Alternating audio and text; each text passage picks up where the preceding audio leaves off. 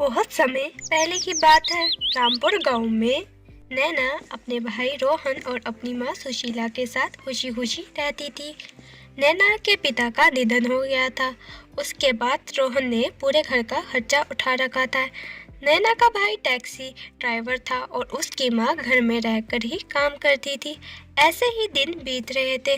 फिर एक दिन सुबह सुबह नैना, ओ नैना, जल्दी से अपने भाई के लिए खाना बना दे, उसने काम पर भी जाना है। हाँ माँ, बस मैं नहाकर भैया के लिए नाश्ता बनाती हूँ। भैया तो अभी सो रहे हैं। अब क्या करे बेचारा, रात दिन टैक्सी चलाता है, तब जाकर इस घर का खर्चा पूरा होता है। थोड़ी देर बाद नैना का भाई जाग जाता है। माँ, ओ माँ, जल्दी से पानी गर्म कर दो, मुझे 1 घंटे में रेलवे स्टेशन भी जाना है। 1 घंटे में ट्रेन आ जाएगी, वहाँ पर बहुत सारी सवारियाँ मिल जाएंगी। बेटा, मैंने पानी गर्म कर दिया है, जाकर नहा ले, तब तक नैना तेरे लिए नाश्ता बना देगी। माँ, तुम कितनी अच्छी हो, बिना बोले ही काम कर देती हो। अरे नहीं बेटा, तू भी तो दिन रात काम करता है। तेरे पिताजी के गुजर जाने के बाद तूने ही घर की सारी जिम्मेदारी संभाल रखी है। माँ, बस अब नैना की शादी हो जाए, फिर सारी टेंशन दूर हो जाएगी। इतनी देर में वहाँ पर नैना आ जाती है। क्या भैया, आप भी ना, मुझे नहीं करनी कोई शादी वादी। शादी में कितना सारा पैसा खर्च होता है, इतना सारा पैसा कहाँ से लाएंगे। इसकी चिंता आप मेरे पे छोड़ दो माँ, मैं अपनी प्यारी बहन के लिए कहीं से कर लूँगा। नैना मुंह लटकाकर किचन में भैया के लिए नाश्ता बनाने चली जाती है। माँ, मैंने नैना के लिए अच्छा सा लड़का ढूंढ रखा है, आज शाम को इसके घर जाकर बात कर लूँगा। तुझे जैसा ठीक लगे, अब सब कुछ तो तुझे ही करना होगा। नैना का भाई नाश्ता करके अपनी टैक्सी लेकर रेलवे स्टेशन पहुंच जाता है। दिन भर टैक्सी चलाने के बाद शाम होती है। नैना का भाई लड़कों वालों के घर जाता है। आंटी, मैं नैना का बड़ा भाई हूँ, उस दिन मैंने आपसे रिश्ते की बात की थी ना। आओ आओ बेटा, बैठो और सुनाओ, तुम्हारी माँ कैसी है। जी आंटी, सब ठीक है। मैं सोच रहा था कि अगर आप एक बार नैना को देखने हमारे घर आ जाती तो हम इसकी शादी कर देते। अरे बिल्कुल, हम लोग तो कल ही तुम्हारे घर लड़की देखने आएंगे। उसके बाद नैना का भाई वापस अपने घर आ जाता है। माँ, अरे माँ, जल्दी से बाहर आओ। अरे क्या हुआ बेटा, इतना क्यों चिल्ला रहा है। माँ, कल लड़के वाले नैना को देखने हमारे घर आएंगे। हो चुकी थी, सभी लोग खाना खाकर सो जाते हैं और अगली सुबह होते ही घर की तैयारियों में जुट जाते हैं।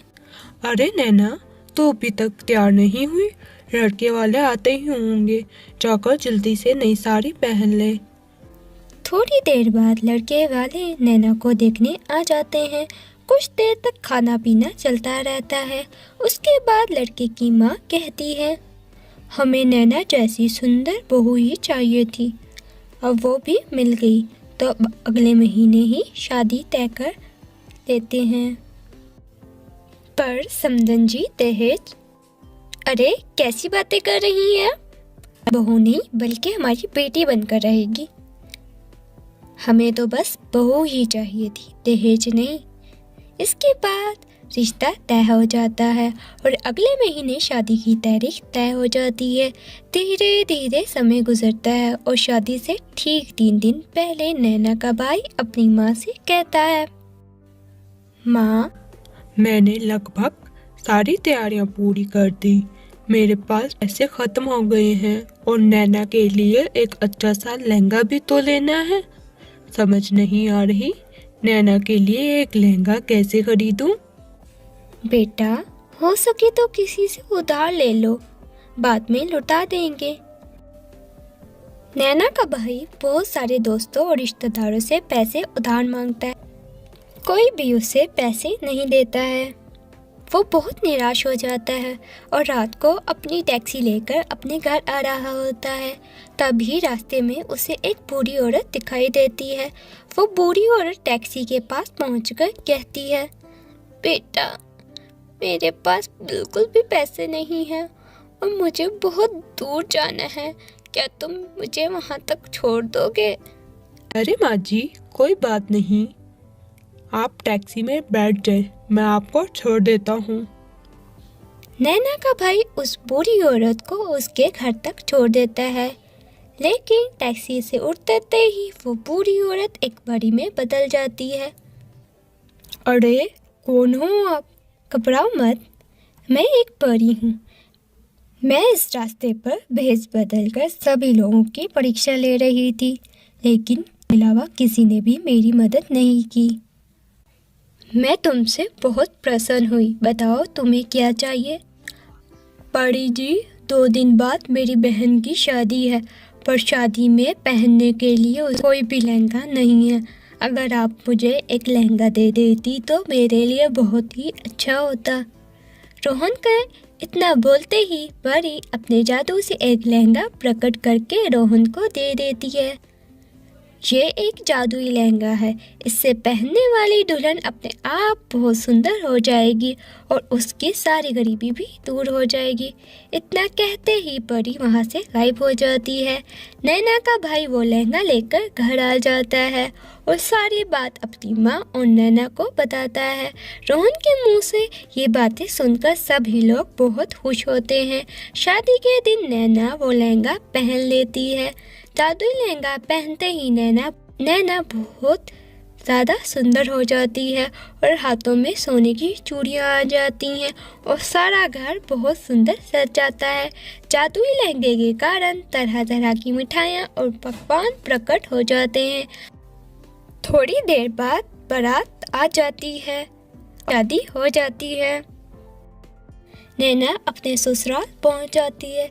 ससुराल में नैना को देखकर सभी लोग दंग रह जाते हैं, क्योंकि उससे ज़्यादा सुंदर दुल्हन और सुंदर लहंगा आज तक किसी ने नहीं देखा था।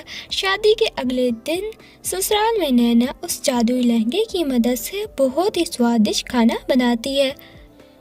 वाह बेटा, इतना स्वादिष्ट खाना बनाया है, मैंने तक इतना स्वादिष्ट खाना कभी नहीं खाया। तुम्हारे हाथों में तो जादू है। उस दिन के बाद नैना उस जादुई लहंगे की मदद से घर के सारा काम आराम से करने लगती है। कुछ दिन ऐसे ही बीत जाते हैं और अब नैना ससुराल में सबकी लाडली बन गई थी, इसलिए नैना की जेठानी जलने लगी थी। एक दिन मौका लगते ही नैना की जेठानी नैना के कमरे में पहुंच जाती है।